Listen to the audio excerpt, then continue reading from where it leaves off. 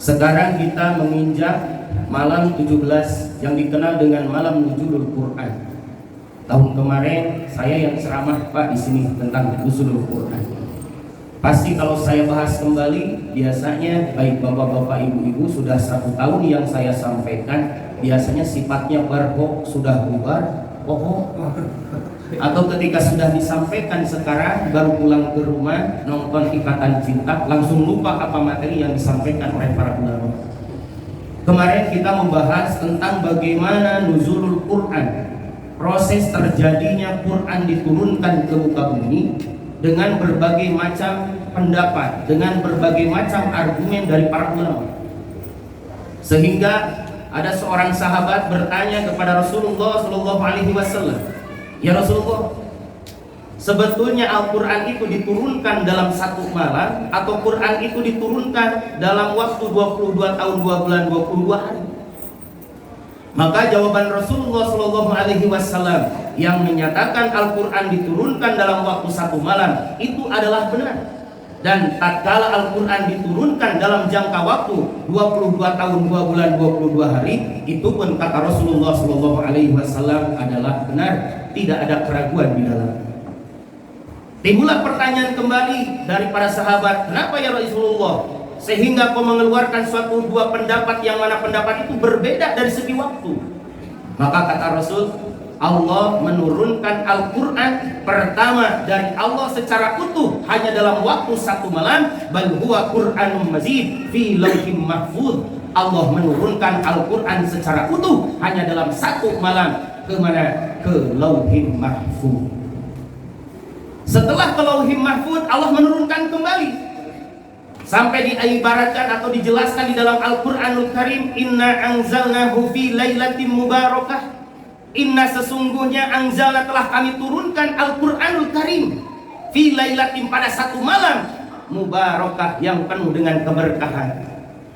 Itu pun diturunkan dari lauhim mahfuz kemana? Ke mawaqi'un nujum, ke sama'ud dunya atau dikenal dengan Baitul Izzah.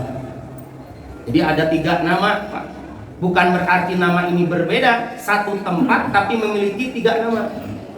Kalau kita misalkan di kampung halaman, kadang-kadang sering dilandih, ya Pak ya, kalau orang Sunda namanya Asep, tapi kadang-kadang sok dipanggil Ujang, tapi kadang-kadang sok dipanggil Endin, padahal eta-eta nih. Itu pun sama. Ketika yang disebut dengan mawaqi'un nujum atau yang disebut dengan sama'ud dunya atau disebut dengan Baitul Izzah atau langit pertama yang Allah ciptakan, maka pada saat itu hanya dalam waktu 1 malam Al-Quran diturunkan dari lauhim mahfuz ke tempat tersebut. Maka jawaban pertama, Al-Quran diturunkan hanya dalam 1 malam, terjawab sudah. Itu adalah perjalanan penurunan dari Allah ke lauhim mahfuz dan dari lauhim mahfuz ke mawaqi'un nujum. Baru jawaban yang kedua yang dibenarkan oleh Rasulullah Shallallahu Alaihi Wasallam yang mengatakan Al-Quran diturunkan selama 22 tahun 2 bulan 22 hari, itu adalah proses tatkala dari mawaqi'un nujum atau dikenal dengan sama'ud dunya atau dikenal dengan Baitul Izzah diserahkan kepada Rasulullah Shallallahu Alaihi Wasallam melalui malaikat Jibril alaihi salam dalam proses yang sangat lama. Artinya ibrah yang bisa kita ambil dari kedua pendapat ini antara lain, membaca Quran itu bukan hanya di bulan suci Ramadan saja. Kadang kita di bulan suci Ramadan sampai 4 hafalan atau 4 hataman, sampai 5 kali hatam Quran. Tapi ketika Syawal sampai Sa'ban, tak sekalipun kita menghatamkan Quran. Yang paling parah 11 bulan dalam jangka waktu yang sangat panjang, Al-Baqarah pun tamat-tamat. Padahal di bulan suci Ramadan kita sering mengejar target ingin hatam Quran dalam 1 bulan itu bisa mencapai 5 kali. Saya bukan menyombongkan diri Pak. Saya tahun kemarin sama jemaah masjid hanya 10 orang. Ada istilah 1 hari itu 3 juz 1 malam. Sampai dalam waktu 1 bulan itu tahun kemarin 5 kali hataman Quran. Sekarang sudah mulai berkurang. Baru kemarin saya hari ke-4 itu sudah hatam Quran. Sekarang sudah mencapai juz ke-22. Tinggal beberapa hari lagi sudah hatam lagi yang kedua kali. Tapi yang saya rasakan justru kerinduan tatkala kita membaca Al-Quran bukan hanya di bulan suci Ramadan saja. Bukan hanya kita memanfaatkan pahala yang lebih besar tatkala Ramadan sehingga kita membaca Al-Quran dengan banyaknya, dengan begitu istiqomahnya. Tapi tatkala dari bulan Syawal ke Sya'ban, kadang kita sudah mulai merasa ada istilah, udah Ramadan kemarin 5 kali khataman, sekarang libur dulu untuk 11 bulan. Ini watak yang salah, Pak. Seperti ibaratnya orang yang pergi ke haji, orang yang melaksanakan ibadah umroh, kan ketika kita melaksanakan sholat di Masjid Nabawi itu sama dengan rokaatnya 1000 rokaat kita melaksanakan ibadah di sana. Banyak orang yang umrohnya tidak mabrur, banyak orang yang umrohnya tidak makbul, sehingga pergi lagi pulang ke tanah Indonesia tercinta ini, mereka justru udah banyak sholat waktu kita umroh, waktu kita haji. Inilah kesalahan yang dilakukan oleh manusia.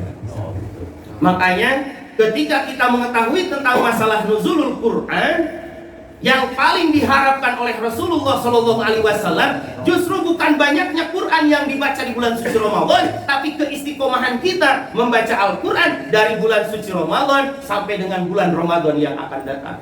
Tatkala kita bertemu dengan bulan suci Ramadan sekarang, jadikanlah Ramadan ini sebagai Ramadan terakhir bagi kita. Makanya Pak, baca Qurannya harus lebih istiqomah lagi. Jangan malu dengan 11 bulan. 1 bulan dikalahkan oleh 11 bulan yang waktunya sangat lama.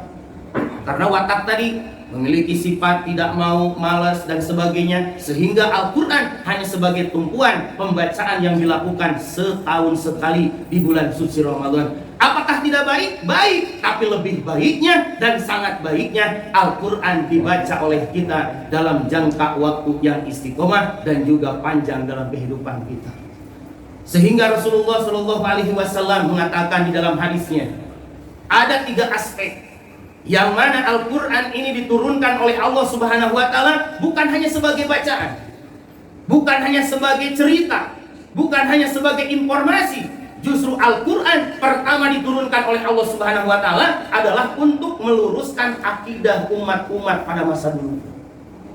Yang sekarang ternyata ketauhidan umat-umat zaman sekarang masih terkontaminasi dengan ketauhidan atau keyakinan yang menyimpang dari orang-orang pada masa dulu, Pak.